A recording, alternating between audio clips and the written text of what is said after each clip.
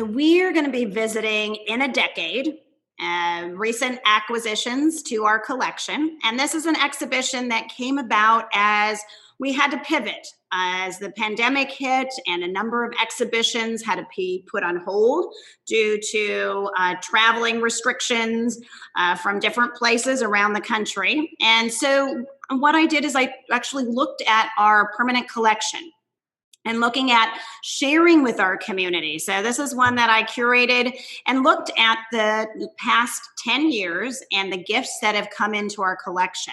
We have a permanent collection of over 2,200 works of art, and they've it's a wealth that we can bring and show to our community. And we have a number of works, of course, in our permanent gallery. So this was an opportunity to take a deep dive into the past 10 years, where 142 works of art have been gifted to the collection. I selected 62, including 4 sculptures.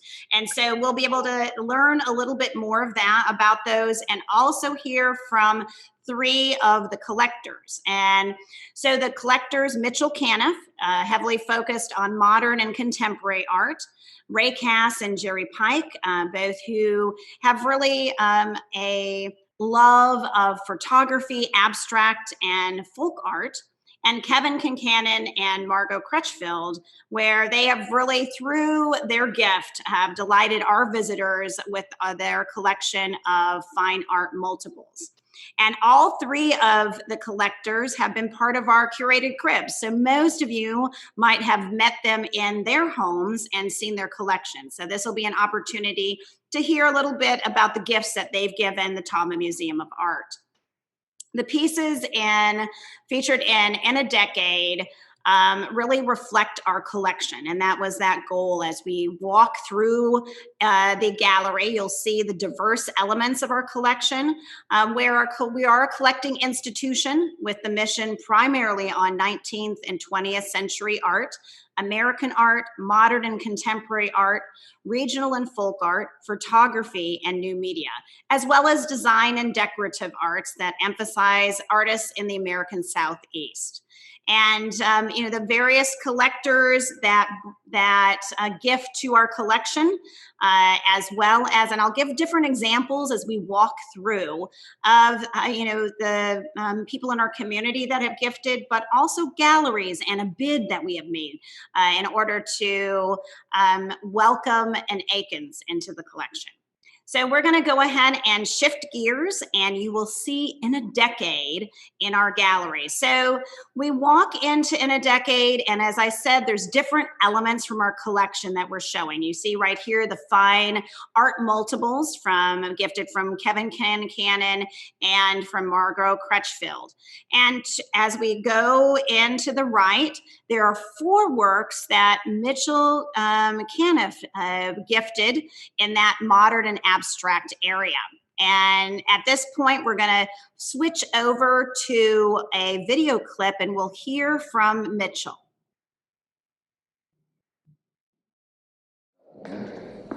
So this is the 3rd piece that I believe I collected and started getting involved in. Daniel Hessen's.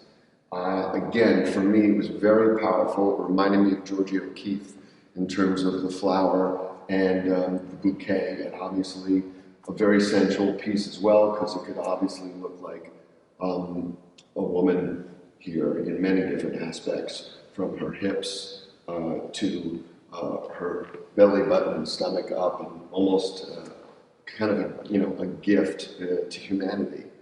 But I love the colors, I love the brush strokes.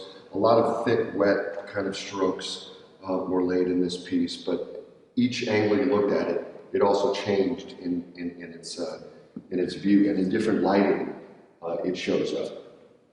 Daniel Hessen's also was very interesting for me. Just everyone has a signature. Some people sign their paintings, some people don't sign their paintings. On the back of this canvas is actually a piece of his hair taped to the back. So that's his signature. So I guess if you were a Warhol and you're looking for the stamp of the Warhol collection on the top part of the canvas, he likes to put hair. I don't know what's happened to Daniel Hessen's, but I hope the museum enjoys as much as I did for many years.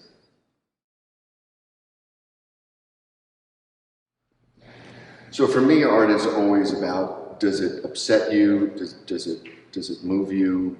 Does it have you look a second and third time?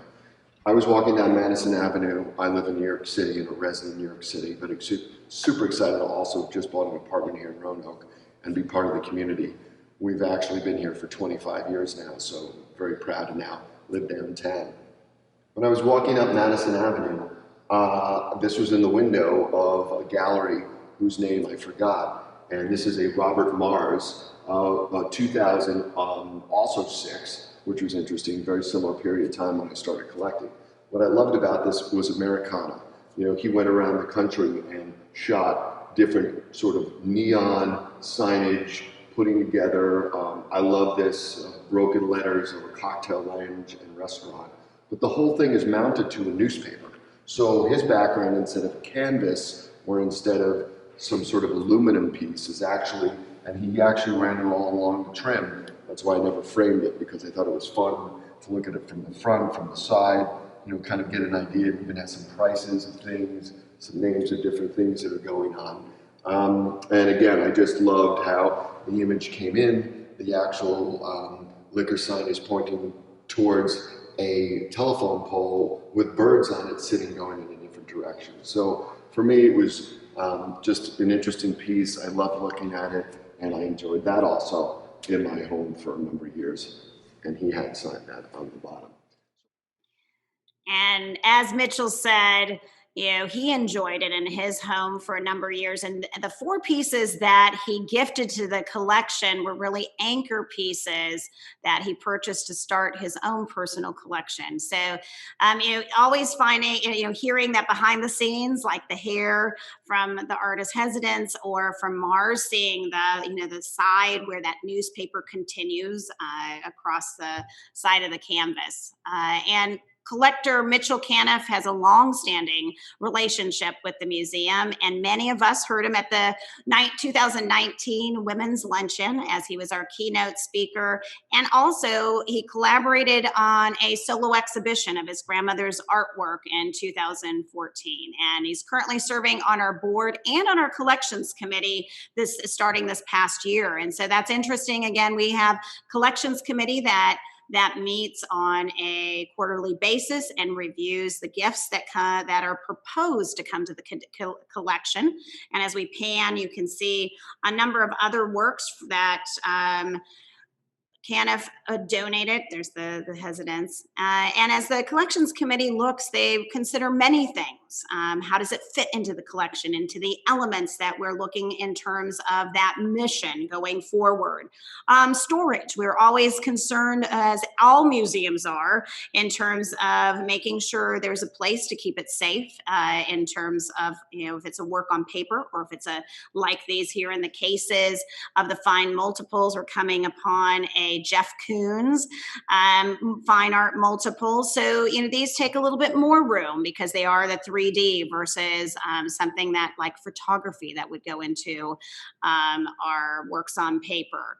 A Vic Muniz fine multiple, and a Robert Rauschenberg as we go through the space. So really, as there's numerous niches in this exhibition. So right now we're entering the space where we can see the landscapes. I put these 2 together at the end of this hall, kind of the going through, because these are the Palmer, and you know, very beloved in our community. So that draws the visitor in, and wanted to be able to share that. And they were gifted in 2017 in watercolors on paper. And of course, Palmer was a Roanoke-based artist.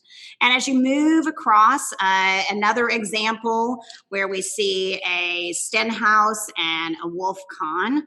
And those were gifts from actually further away, but were a connection that we had made over time through a gallery. So another example of how artwork comes to museums, through galleries, through individuals, of collectors in our community, but also through artists. This is Eric Fitzpatrick, and he was on our first Curated Cribs back in May, and we got to see his studio. And this is an earlier work from from Eric, a Newport on a winter's day in 1978. So an earlier work from him that was gifted from a foundation fund. And here is, one of my favorites too, because it's a really recent one, of a Buttersworth. And so something that we don't have in our collection, but, fits in with the mission, and was gifted by John Green Hitchens Jr. and Jean Lehrman Hitchens. And they join us sometimes on our curated cribs as well. And so Buttersworth learned to paint from his father, Thomas Buttersworth, and born in England, and he became a renowned painter of maritime scenes. And so, that goes well as we progress and look at our collection. And as we round the corner, we'll see a Saltzman. And Marvin Saltzman was a profound artist in our area. And we will actually learn more about him as we go into the vault, because we have complemented our collection with a gift actually in 2020 by the artist. This gift is from Ray Kass and Jerry Pike, and we'll hear from Ray next as we move into the photography area. So this is an enclosed space within the gallery, giving more wall space, more running feet, in order to facilitate more works. And I picked up the color on the wall to reflect what is in the prior gallery of the Rugebers. And so the Rugeber exhibition of photography has those same accent walls. And so then it reflects that subconscious of picking up that photography one and the other. So we're going to go ahead and hear from Ray Kass as he talks about the collection here, photography, that he has gifted to us over the past decade. These photographs that are right around me here actually come from my first organizational project. It was a survey of Southern photography called I Shall Save One Land Unvisited, that opened at the Corcoran and closed at the International Center of Photography in New York. And one of the interesting things about it, with the exception of Paul Kowaleski maybe, and Lyle Bonger here, this is a Mardi Gras scene, most of these photographs could have been taken anywhere. That's one of the things that came out of that exhibition. But I was pleased to be able to give a cross-section of works from that show to the museum, particularly these unique pieces by John Menapace, the North Carolina photographer who died in 2010. But I probably would not have done the exhibition if it weren't for John Menapace, because he had been an important influence on my life when I was an undergraduate student at the University of North Carolina at Chapel Hill. And I love the formality in his work. He often works with a kind of bilateral symmetry, one thing being reflected by another, or side by side with another. And you see some beautiful examples of that, like just the way this phone line seems to offset the whole diagonal thrust of this street. Quite beautiful, I think. And then the strong parallel lines of the building. Of all the artists in the exhibition, he's the most formal. This is a beauty, I think. This is my old house at Yellow Sulphur, but it's just a bamboo garden rake laying next to a steel pole, and the rake handle and the shadow talk to each other. Here, a fragile vine accentuates the hard corner of a masonry building. I just love his work. I love this photo by William Noland. It's of his daughter, Nora, and this is maybe 20 or 25 years old now, and the juxtaposition of the baby with this Nezca figurine. It has some cultural reference too. Catalina Aracena, his wife, is Nora's mother. And I traded for this a long time ago. It's just wonderful to see it again. He's a North Carolina photographer who's taught at Duke for many years and is now retired, I think living in Hillsborough. Wonderful artist. I love working with Ray Kass, and he's a special person in my heart. He's been involved in the museum for 4 decades, and he's an artist, an educator, a collector. We've visited his home, one of our first curated cribs, also in May. And last year, 4 of Ray's newest large-scale watercolors, and I'm sure many remember that, alongside some of his older works and showing his process, were exhibited in the Carillion Clinic gallery at the museum. And Ray has also served as one of our adjunct curators of contemporary art for several exhibitions at the museum, and that's when I first started working with him. And he's been so generous in his gifts of art to the museum, but also connections. And he made the connection to the Saltzman that we'll see in the vault.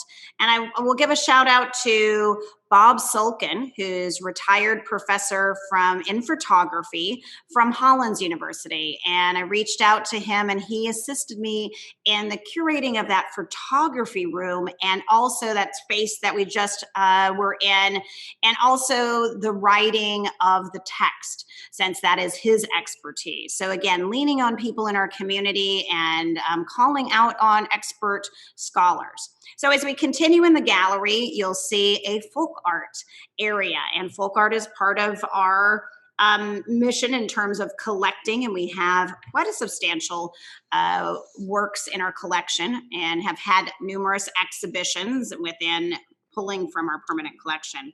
So we have a Benny Carter with the clock. We have Ralph Griffin that you saw on the floor, Mose Tulliver that we're passing by now. And would love to stop at the Russell U. Richards.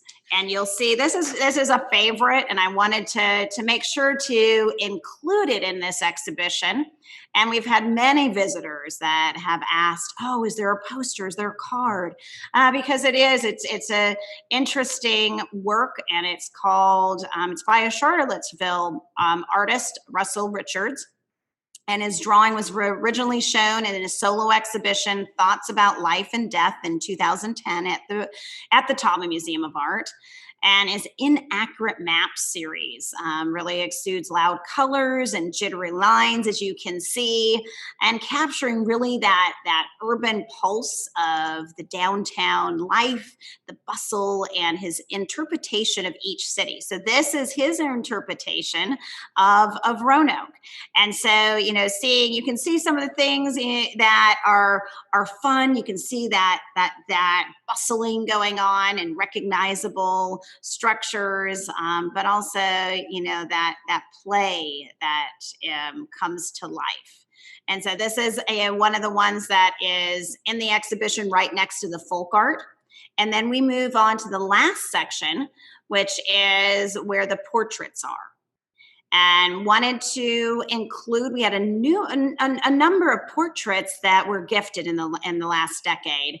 And we're going to stop first before we pan the rest at the Aikens portrait of Rebecca McDowell. And we'll see a couple of Aikens in our vault as we do that towards the end of this curated cribs.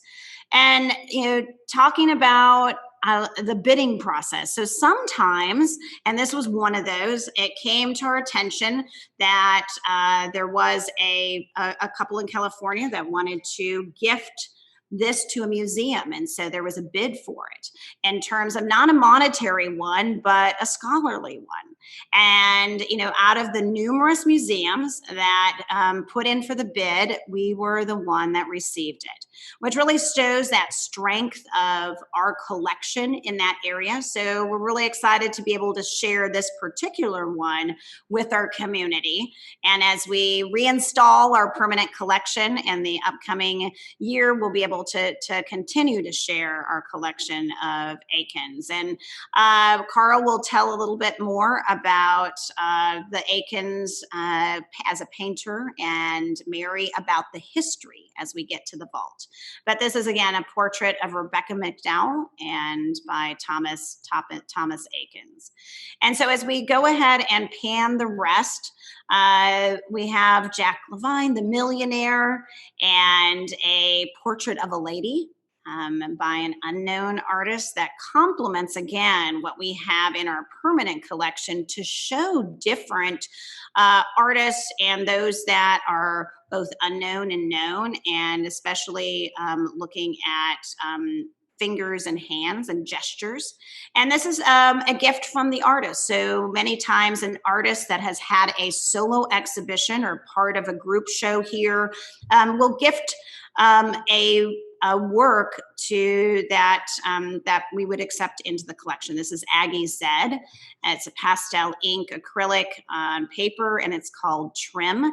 And you might remember her exhibition, which was in 2015, and she has many sculptural items as well as watercolors. And she grew up in South Carolina with a lot of family, siblings, animals. So you can see that inspiration there, and the feeling of much happening at once really informs her work and the works on paper especially. She keeps, and I remember that, she keeps a lot of journals and notebooks where she jots down her thoughts and her uses for kind of a springboard of the multifaceted narratives that animate each painting. And as we've been visiting different artist studios, we have seen that, you know, the use of those types of journals and notebooks and inspirations, if it's on the wall or something that the artist is taking with them. And as we continue to pan on this last wall, we're gifted Salvador Dali from a couple here in Roanoke as well. And these are special. You know, I learned a lot that Dali also spent time in Richmond. So that's kind of a tidbit in terms of that. But these are lovely, and, you know, again, coordinating in terms of, as you can see on the label, giving more information so that there's a connection for the visitor of, you know, where the painting and that inspiration from Dali came from. So as we continue to pan back into the gallery, we're going to hear from Kevin Concannon. And Kevin and Margo gifted over 50 fine art multiples to our collection, and we have 12 on view in a decade. And Kevin will talk a little bit more about a couple. So many years ago, I'd been really fascinated by multiples for a long time, as I mentioned, as a young art history student. I decided I was going to do an exhibition at a University of Akron gallery. We didn't really have a big budget to be borrowing, as I'm sure you're well aware. Just borrowing an object, you're not necessarily paying for the loan of that object, although sometimes museums will charge you.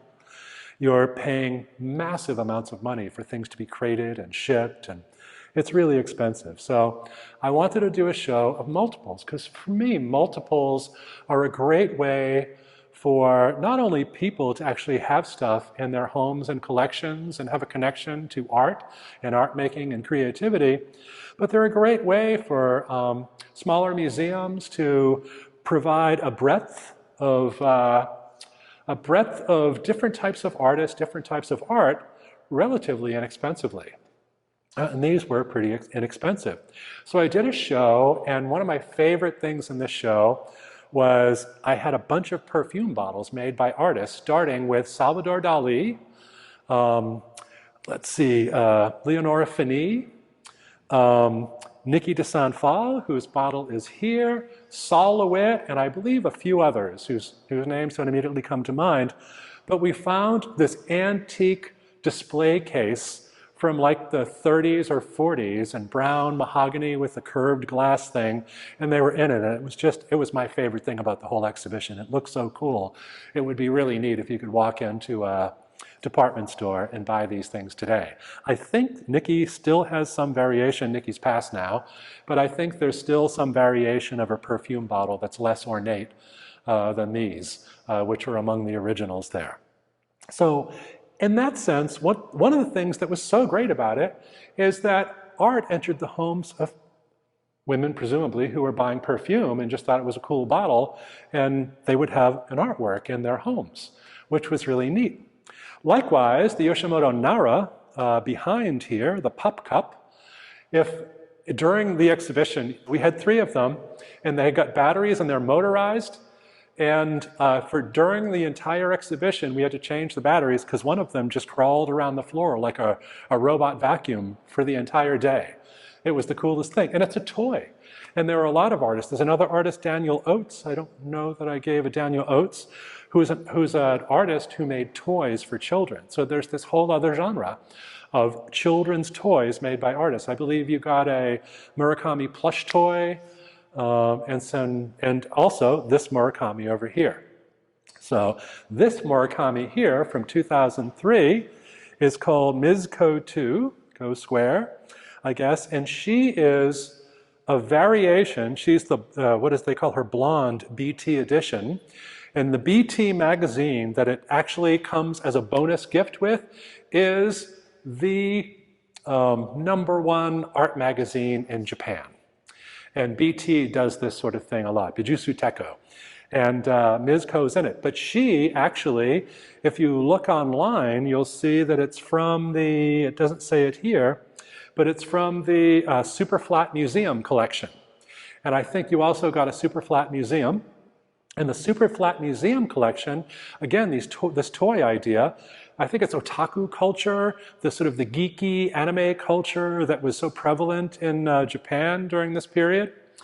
There was a huge, huge market for dolls, expensive dolls, highly crafted dolls representing anime characters from movies. And so Murakami, Takashi Murakami, the artist here, decided he had a theory of superflat. His theory of superflat comes from a couple of places. It's about the flatness of high and low culture, the sort of lack of division between high and low culture, but it also refers to the sort of flatness of perspective that Westerners expected from Japanese painting of a certain period. Japanese actually painted, the kind of perspective that we know as Westerners along with it at certain points. But this is how it became known in the West during the 1860s, 1870s, and Impressionism. So, and a tidbit kind of part is the packaging from the perfume that Kevin talked about was created by Mitchell Kaneff's company, RK Packaging. So again, that different things that come into an exhibition, and that was why I selected that particular multiple. And it was hard, I tell you, out of 50 to pick 12, but I really took a look at how it connected, in that case, to the collectors, but also how it connected to different exhibitions we had in the past. That's why the Jeff Koons, because of the Pop Power exhibition, the Vic Mooney's Fine Collectible, because of the connection to that exhibition. And Kevin Concannon is the former director of the School of Visual Arts at Virginia Tech, and Margo, currently the curator at large at the Moss Center at Virginia Tech. So we've worked with them over the years. And Kevin served as our visiting curator for the 2014 Imagine Peace Yoko Ono exhibition. And so those are the 3 collectors that were the main ones in that exhibition, along with the different elements representing our collection for In a Decade. We're gonna show the 4 sculptures that are part of this exhibition. And I really wanted to highlight and bring that to the attention of our visitor in order to really highlight both what's outside the building and add ones to the inside of the building. So we're going to go ahead and pull up the images of the 4 sculptures. So this is the Steve Bickley, which is on the outside of our building. We installed this a couple of years ago, and the sculpture falls into that category of gifts to the collection from the past decade.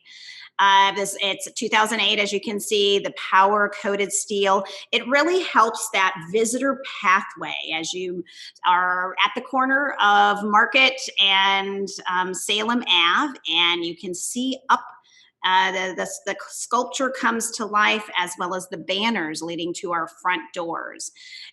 Professor Emeritus Steve Bickley, who taught at Virginia Tech for 34 years before retiring, really says that I just happen to be an artist that teaches. And he's a full-time sculptor now. The artist's abstract compositions are symbolic of natural forces like earth, water, wind, and air. And he renders his abstractions most often in steel, cutting and welding metal into fluid compositions that defy the rigidity of their medium. Bickley unifies complex theories and histories with organic forms to create familiar metaphors of natural symbols. And these didactics with that type of content are both at the top of the stairs, where we'll see the next sculpture, Paul Valinsky, as well as at the back of the gallery hallway. And Paul Valinsky, we visited his home in a curated crib as well. And Paul, actually, this is a gift from the artist in 2020. So we feel lucky to have this work of art at the top of our stairs. So when the visitor comes in now, you look up and you see this and you want to get closer, because from far away, you don't know what it's made of. You don't know what's swarming until you get up close and you can actually see the butterflies. And so, as we know, Paul is a New York City-based sculptor and has a lifelong concern for environmental issues. And he works to re-envision seemingly useless and discarded materials into uplifting and humanizing works of art. And this one is called Marfa. And in Marfa, he named it after, as he spent time there for his residency. And, you know, the connections continue, right? So we were in Marfa, Texas for another curated cribs with Julie Speed, and, you know, saw in Paul Valinsky's studio and in his space in his home that him and his wife had spent time in Marfa and doing their residency. And as we move down the gallery hallway to the end, looking over, as an architect, Randall Stout really took pride in being able to look at our environment. And so this is at the end of the hallway by Kurt Ernest Steger. And I worked with Kurt over numerous years, especially as I was creating Art Venture. And he assisted in a couple of the works in Art Venture, the sculpture table, as well as the color wheel. And Kurt will be part of our curated cribs as an artist studio visit in March. So we look forward to that. And this is one of the works. We have a couple of works of Kurt's in our collection. And this was a gift from Lucy and Wilbur Hazelgrove in 2011. It's called The Black Madonna out of wood, copper, string, and pigment. Inspired by ancient woodworking traditions, Kurt uses primitive techniques to create sculpture that addresses human and environmental suffering, seeking a balanced approach to living in a cooperative manner with our planet. Kurt's sculptures invite a deep connectivity to the Zen-like quality of art and a spiritual experience that can be felt but not articulated. And you might be also familiar with Kurt's work in the Burden Boat Project as part of the Robert L.A. Keeley Healing Arts Program at Carilion Clinic. So we'll meet Kurt in March. And then we look outside. We have our sculpture garden and the Bill Barrett sculptures, mirror image, Untitled 1 and 2 from 1973, welded aluminum and brushed aluminum finish. And that was the gift of Brenner Holdings, LLC in 2014.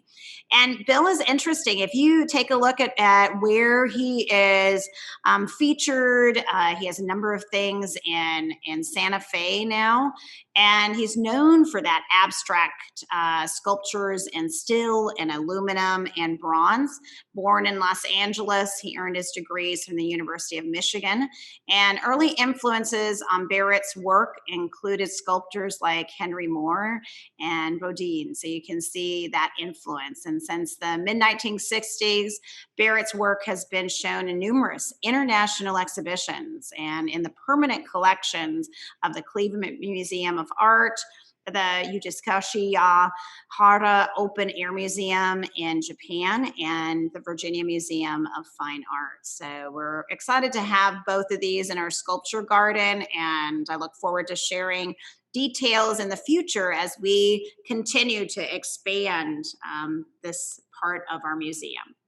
And as we move, we're going to go ahead and go into behind the scenes and show you some of how the vault is coordinated. What are some of the safety features? What does it look like? Where do we store our works of art to make sure that they are conserved and safe in between our exhibitions? So we have to the left on our screen, we have Mary LaGue, our registrar, and we have our new chief curator and deputy director of exhibitions and community engagement, Dr. Karl Willers. And so I'm going to hand it over to Mary and Karl as we show the inside behind the scenes of our vault.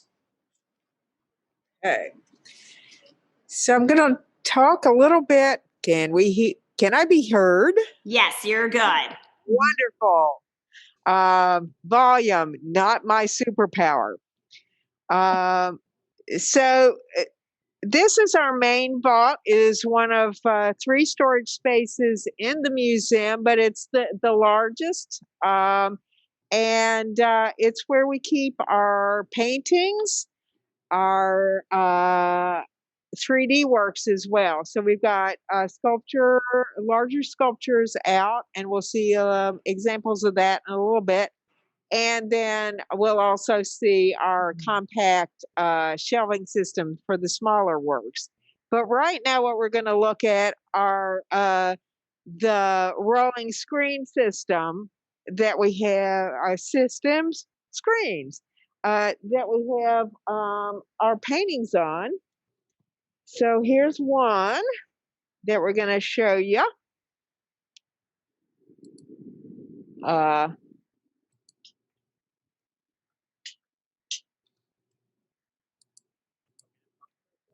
Sure, you want to talk about the history? Well, sure. Yeah.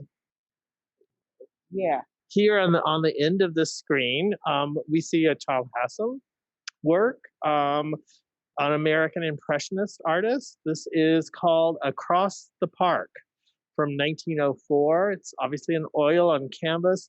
This was acquired with funds provided by the Horace G. Fralin Charitable Trust in 1999.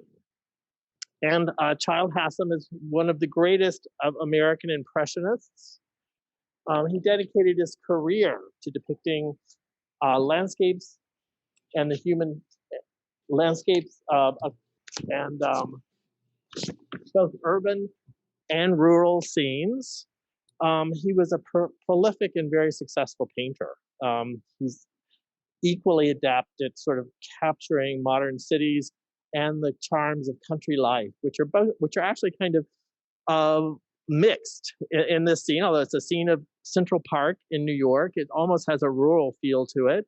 Looking across the park and into the Upper West Side area, which is right around what is now the West 70s in Central Park. And after he established his reputation in Boston in the mid-1880s and studied in Paris in the late 1880s, returning to the United States in 1889 and took up a lifelong residence then in New York City. We also wanted to share with you, look at the Saltzman, which is a work that we recently shared with members of the museum on a Friday morning here at the museum. This is a painting called Polly's Island, number 6. It's from 1992. It's obviously a very brilliantly colored painting, an example of Saltzman's approach to landscape. It employs these bright colors and very strong gestural brushstrokes So the multicolored dots, like, throughout the painting, and short lines of color. And we also have a couple of drawings to show you. I think Mary is going to pick one up. They're much more delicate in their texture and handling. You might want to get closer, Mary, because, oh, there, she's going to zoom in for you. And I think this is a Trent River piece, which, like the painting, is also both a North Carolina scene. Saltzman was taught at the University of Wisconsin, the University of Southern California, but for much of his career at the University of North Carolina, Chapel Hill. And these scenes probably come from that moment within his career. And in these positions as a teacher and a professor, he mentored hundreds of students, including many significant artists, such as Ray Kass, Donald Sultan, and Thomas Sayre, among many others.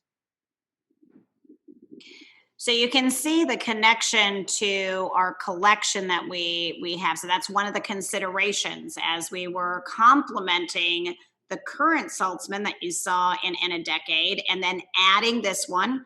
The collections committee talked about that this is Polly's Island. So many of our visitors will be familiar with that, as well as being able to have two drawings to inform in terms of being an educational institution as well as a collecting institution and showing process. And so those are some of the important concepts as we, as a collections committee and staff, take a look at what comes into and what we accept into the collection. Thank you. And I think we're going to wheel around and give you sort of an overview of the storage here, and pull the camera around to the far end so we can pull out another screen for you to see several other works within the collection.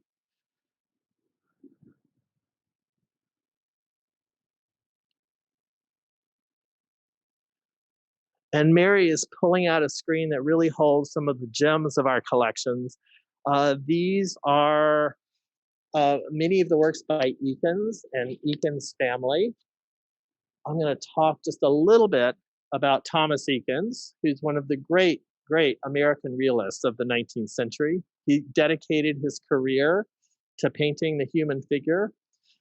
Born in Philadelphia in the mid-1840s, he was studied at the Pennsylvania Academy of Fine Arts by the mid-1860s, and went to Paris then in 1866 to study with both Jean-Léon Gérôme and Léon Bonnat, Bonnat being one of the leading portrait painters in France of the era. He returned to Philadelphia in 1870, where he's kind of best known for many early works which really depicted athletics and the human body. He embraced the subjects and these subjects and activities which he enjoyed himself. Many people are probably familiar with his rowing scenes on the river, on the Schuylkill River in Philadelphia. He, really did paint these images that showed his appreciation of athletes and outdoor activities. One of his most famous paintings, The Gross Clinic, also on view in Philadelphia at Jefferson Memorial Medical College, really did provoke much controversy because of its really graphic realism of contemporary science. And he was also known to be a meticulous studier of perspective. He began teaching at the Pennsylvania Academy in 1876 and transformed that institution into really the leading art school in America. In 1886, famously, he was removed from his position there at the Pennsylvania Academy for having removed a loincloth from a male model in a mixed class, and that scandalized Philadelphia and much of America at the time. And so he left the Pennsylvania Academy in 1887 and devoted much of the rest of his life to intimate portraits of family and friends. And that is very much what is held within the collections here at the Taubman Museum of Art. A very large gift, which was donated by Peggy McDowell Thomas. And actually one work, which is currently on view in the galleries, that was recently gifted, a portrait of Rebecca MacDonald, which was gifted by Richard and Rhoda Goldman. But here in storage, so we have 4 other Egan's paintings, 2 portraits of his wife, Susan's father. Man with hand and men with hat is what they're called, but they are also images of William H. McDowell, which was his wife's father. Man with the hand. Man with the hat. Okay. And then right above, Karl is going to talk about Colonel Alfred Reynolds, cousin to the family. And then we have, lastly, right over here, this is Walter S. McDowell. And His brother. yes, and this is the gentleman that came down from Philadelphia to found the western terminus of the Western Railroad with his brother, but his brother went back to Philadelphia. This gentleman stayed in Roanoke. If you want to talk about any of the other, the collection contains several images by members of Egan's family, most particularly his wife, but also his wife's sister. And I'm going to let Mary just talk about a few of those images. Okay, so family tree time. Coming over, this is Walter S., we said, and coming this direction, we have Walter G. This is our donor's father, done as an extremely young fellow, and he is. It's based on a photograph of so many of Aiken's and this family's portraits are. This is an early use of photograph as a springboard for portraiture. But as Katrina has nicely highlighted, the tiny little train that is in this portrait. And I think it was a godsend that this was done from a photograph. We do have the photograph.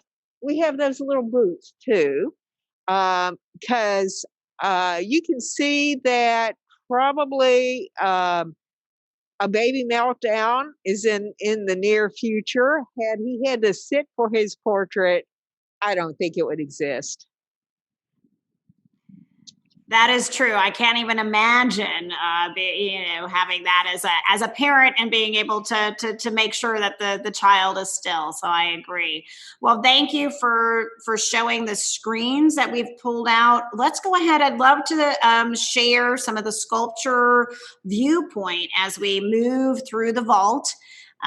You'll see some familiar. We, put out there. You can see a Bill Rutherford. You can see folk art. You can see Betty Branch with a dancer in the background. But tell us about what we're seeing right here with Peter Coyne. Okay. Yes, we're lucky to have this work by Peter Coyne, a New York-based artist. And we have it. You can see the custom support for it that our fine gallery manager Jim Hudson built. It is because this work is essentially a chandelier type work. When it's installed, it hangs from the ceiling. I think you're seeing that it is a group of many candles, many bows with wax poured over them. And when it is installed, I should say that the title is Atlanta Gal. And this is key because there's play on words. She's an Atlanta gal. She's a flirt. And when we install this, we have separate wax covered bows that are arranged on the floor, and it's a play on words, beau and her bows. And it's pretty heavy. So in terms of, that's why you can see that structure built, but in terms of installation as well. Yes.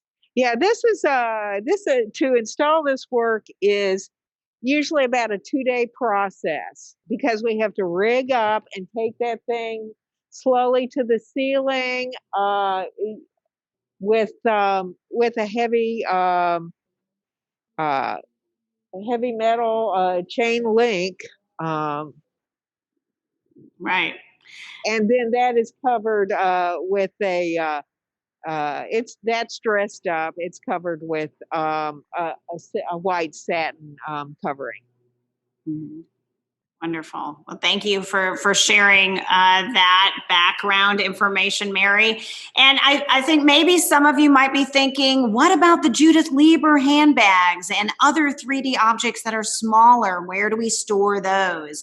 And so Karl is ready to show us in our compact storage area. And most museums have this type of storage where you can, roll it out, and it's kind of like a library system you might see in the stacks, where it opens up and you can continue to move, and then you can see in between and move things in and out. So we're going to go ahead and kind of show a viewpoint down one of the aisles. And as he's opening that up, you'll see right there's the Betty Branch Untitled 1 and 2. We'll hear from Betty on our next Curated Cribs in 2 weeks. Yeah, okay, that's okay. But numerous boxes where things are stored and wrapped properly in terms of care. A lot of the folk art are back in the back. We picked the Ralph Griffin that you saw in the exhibition in a decade. Mary and I were in the back looking at which one would be the best or two that would be the best to put out. Anything else in this space, Mary or Karl, that you would like to talk about?